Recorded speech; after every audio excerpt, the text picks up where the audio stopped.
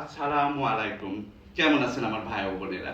আসুন আজকে আপনাদের সামনে যে বিষয়টা তুলে ধরবো, প্লিজ সব জায়গাতে প্লিজ বলা যায় না, কাজে লাগে আবার কাজে লাগে না।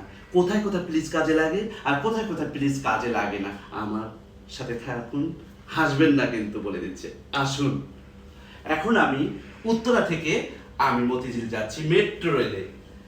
সবাই হাত উঁচে ঝুলে আছে, মেয়ে বলেন ছেলে বলেন বাচ্চা বলেন, সবাই ঝুলে ঝুলে আমরা যাচ্ছি।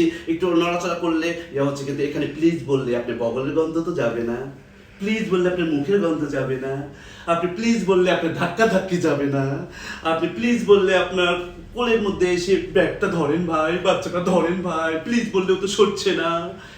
মেট্রো রেলে প্লিজ চলে না, সরি চলে।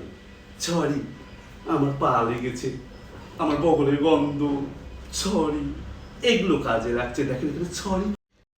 দেখুন, আমার বউ গান শোনাবে, আমি এখানে প্লিজও বলতে পারছি না, সরিও বলতে পারছি না, উনি গান গেয়েই যাচ্ছে। দেখুন, এখানেও কিন্তু আমি প্লিজ কাজে লাগাতে পারছি না।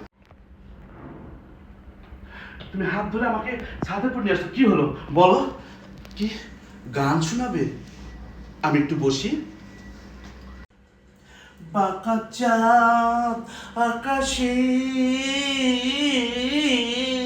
চুপি চুপি বাঁশি বাজে বাতাসে। প্লিজ থামবে? গলা নাই, সুর নেই, কিছু নেই, আর ছাদের উপরে এসে ঘুরলে আমি একদম খুশি হয়ে যাবো।